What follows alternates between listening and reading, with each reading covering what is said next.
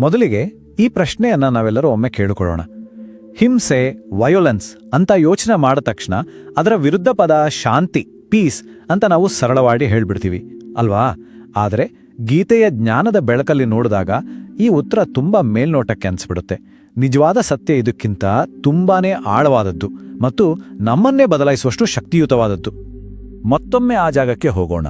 ಕುರುಕ್ಷೇತ್ರದ ಮಹಾಮೈದಾನ. 2 ದೊಡ್ಡ ಸೈನ್ಯಗಳು ಮುಖಾಮುಖಿಯಾಗಿ ನಿಂತಿವೆ.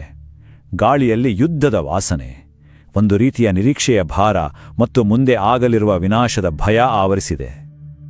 ಮೊದಲಿಗೆ ಆಕಾಶವನ್ನೇ ನಡುಗಿಸೋ ಹಾಗೆ ಶಂಖಗಳ ಗಂಭೀರವಾದ ನಾದ ಮೊಳಗುತ್ತೆ. ಅದು ಯುದ್ಧ ಶುರುವಾಯಿತು ಅನ್ನೋದಕ್ಕೆ ಒಂದು ಘೋಷಣೆ, ಇತಿಹಾಸದ ದಿಕ್ಕಂಗೆ ಬದಲಾಯಿಸುವ ಒಂದು ಕರೆಗಂಟೆ ಅದು. ಆ ಶಂಖನಾದದ ಜೊತೆಗೆ ಸಾವಿರಾರು ರಥಗಳ ಛತ್ರಗಳು ಭೂಮಿಯ ಎದೆಯನ್ನೇ ಬಗೆಯುತ್ತಾ ಮುಂದಕ್ಕೆ ನುಗ್ಗಿದವು. ಕೇಳೋದಕ್ಕೆ ಅದು ವೇಗ ಮತ್ತು ಶಕ್ತಿಯ ಒಂದು ಜಯಘೋಷದಂತಿತ್ತು.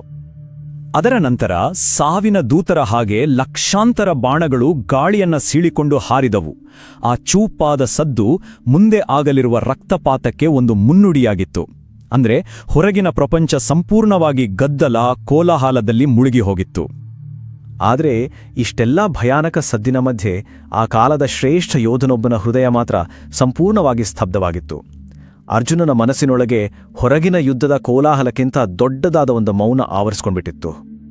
ಅವನ ಮನಸ್ಸಿನೊಳಗೆ ಇದೇ ಮಾತುಗಳು ಮತ್ತೆ ಮತ್ತೆ ಪ್ರತಿಧ್ವನಿಸ್ತಾ ಇದ್ದವು. ಎದುರಿಗೆ ನಿಂತಿರೋದು ಬರೀ ಶತ್ರು ಸೈನ್ಯ ಆಗಿರಲಿಲ್ಲ. ಅದು ಅವನ ನೆನಪುಗಳು, ಅವನ ಪ್ರೀತಿ, ಅವನು ಗೌರವಿಸುತ್ತಿದ್ದ ವ್ಯಕ್ತಿಗಳ ಪ್ರತಿರೂಪವಾಗಿತ್ತು. ಅವನ ದ್ವಂದ್ವ, ಅವನ ಕರ್ತವ್ಯಕ್ಕೂ ಮತ್ತು ಅವನ ಪ್ರೀತಿಪಾತ್ರರ ನಡುವಿನ ಸಂಘರ್ಷವಾಗಿತ್ತು.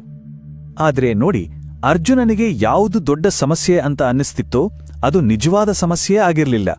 ಅದು ರೋಗದ ಒಂದು ಲಕ್ಷಣ ಅಷ್ಟೇ. ರೋಗದ ಮೂಲ ಅದಕ್ಕಿಂತ ತುಂಬಾನೇ ಆಳದಲ್ಲಿತ್ತು. ಅವನ ಸಾರಥಿ, ಅವನ ಸ್ನೇಹಿತ ಕೃಷ್ಣನಿಗೆ ಈ ಸತ್ಯ ಸ್ಪಷ್ಟವಾಗಿ ಕಾಣಿಸ್ತಾ ಇತ್ತು.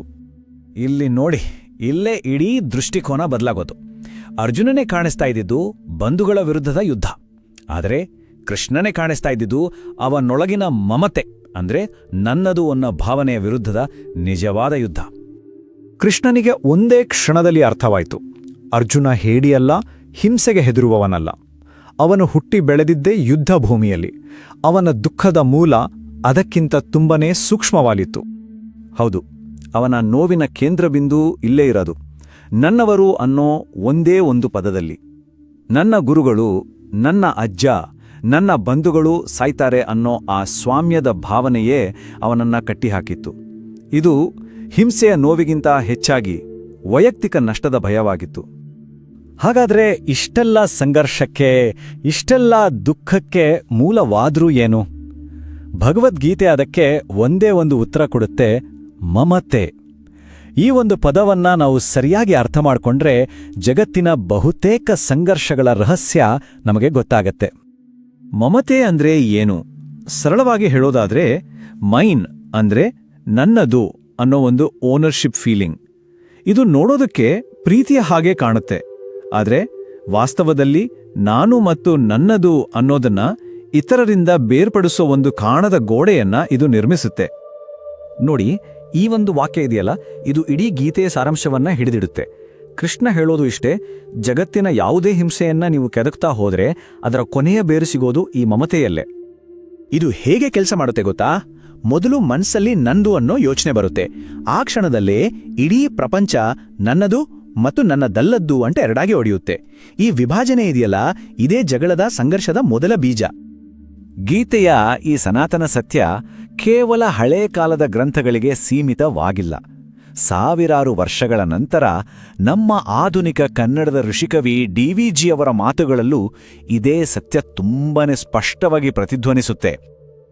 ಡಿ.ವಿ.ಜಿ.ಯವರು ತಮ್ಮ ಮಂಕುತಿಮ್ಮನ ಕಗ್ಗದಲ್ಲಿ ಎಷ್ಟು ಸರಳವಾಗಿ, ಆದರೆ ಎಷ್ಟು ಆಳವಾಗಿ ಹೇಳ್ತಾರೆ ನೋಡಿ. ಯಾರು ನನ್ನದು ಅನ್ನೋ ಈ ಮಮತೆಯ ಬೇರನ್ನ ಕತ್ತರಿಸೋದಿಲ್ವೋ ಅವರು ಯಾವತ್ತಿಗೂ ದುಃಖದ ಬಂಧನದಿಂದ ಹೊರಗೆ ಬರಲು ಸಾಧ್ಯವೇ ಇಲ್ಲ. ಇಲ್ಲಿ ಡಿ.ವಿ.ಜಿ. ಈ ವಿಷಯವನ್ನ ಇನ್ನೊಂದು ಹಂತಕ್ಕೆ ತೆಗೆದುಕೊಂಡು ಹೋಗ್ತಾರೆ. ಯಾವಾಗ ನನ್ನದು ಅನ್ನೋ ಭಾವನೆ ಬಿದ್ದೋಗುತ್ತೋ ಆಗ್ಲೇ ಮನಸ್ಸು ಪೂರ್ತಿಯಾಗಿ ಶಾಂತ, ನಿಶ್ಚಲವಾಗುತ್ತೆ ಅಂತಾರೆ. ಆ ಒಂದು ನಿಶ್ಚಲ ಸ್ಥಿತಿಯಲ್ಲೇ ದೈವಿಕತೆಯ ಅನುಭವ ಸಾಧ್ಯ ಅನ್ನೋದು ಅವರ ಮಾತು. ಇದು ಗೀತೆಯ ಬೋಧನೆಗೆ ಹಿಡಿದ ಕನ್ನಡಿಯ ಹಾಗೆ ಅಲ್ವಾ? ಕೃಷ್ಣನ ಈ ಮಾತುಗಳು ಜ್ಞಾನದ ಬೆಳಕಿನಂತೆ ಅರ್ಜುನನ ಮನಸ್ಸನ್ನು ಹೊಕ್ಕಾಗ ಅವನ ಮುಂದಿದ್ದ ಕತ್ತಲೆ ನಿಧಾನವಾಗಿ ಕರಗಲಿಕ್ಕೆ ಶುರುವಾಯಿತು. ಅವನಿಗೆ ತನ್ನ ನಿಜವಾದ ಯುದ್ಧ ಯಾವುದು ಅಂತ ಅರ್ಥವಾಯಿತು, ಮತ್ತು ಅದರ ಜೊತೆಗೆ ಅಹಿಂಸೆಯ ನಿಜವಾದ ಅರ್ಥ ಕೂಡ ಅವನಿಗೊತ್ತಾಯಿತು.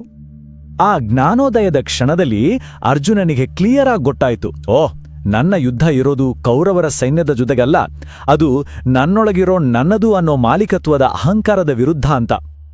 ಇದು ಇದೆಯಲ್ಲ, ಇದು ಅಹಿಂಸೆಯ ಬಗ್ಗೆ ನಮ್ಮ ಕಲ್ಪನೆಯೇ ಬದಲಾಯಿಸುವಂಥ ಒಂದು ಮಾತು. ನಿಜವಾದ ಅಹಿಂಸೆ ಅಂದ್ರೆ ಬರೀ ಕೈಯಲ್ಲಿರೋ ಆಯುಧ ಕೆಳಗಿಡೋದಲ್ಲ, ಬದಲಿಗೆ ನನ್ನದು ಅನ್ನೋ ಬೇರ್ಪಡಿಸುವ ಭಾವನೆಯನ್ನ ಮನಸ್ಸಿಂದ ಕೆಳಗಿಡೋದು. ಅದು ಹೊರಗಿನ ಒಂದು ಕ್ರಿಯೆಗಿಂತ ಹೆಚ್ಚಾಗಿ ಅಂತರಂಗದ ಒಂದು ಸ್ಥಿತಿ. ಕೊನೆಯದಾಗಿ ಈ ಕಾವ್ಯಾತ್ಮಕ ಸಾಲು ಇವತ್ತಿನ ನಮ್ಮ ವಿಶ್ಲೇಷಣೆಯ ಸಾರಾಂಶವನ್ನೇ ಹಿಡಿದಿಡುತ್ತೆ. ನಮ್ಮ ಮನಸ್ಸಿಲಿ ಆಳವಾಗಿ ಬೇರೂರಿರೋ ಈ ಮಮತೆ ಅನ್ನೋ ಮರ ಯಾವಾಗ ಉರುಳಿ ಬೀಳುತ್ತೋ ಆಗ ಮಾತ್ರ ಅಲ್ಲಿ ನಿಜವಾದ ಮತ್ತು ಶಾಶ್ವತವಾದ ಶಾಂತಿಯ ಹೂ ಅರಳೋಕೆ ಸಾಧ್ಯ. ಹಾಗಾದರೆ ಒಂದು ಕ್ಷಣ ಯೋಚನೆ ಮಾಡಿ, ನಮ್ಮ ಜೀವನದ ಸಣ್ಣಪುಟ್ಟ ಜಗಳಗಳಿಂದ ಹಿಡಿದು ಜಗತ್ತಿನ ದೊಡ್ಡ ದೊಡ್ಡ ಯುದ್ಧಗಳವರೆಗೆ ಎಲ್ಲದರ ಮೂಲವೂ ಈ ಮಮತೆಯಲ್ಲೇ ಇರ್ಬೋದಾ?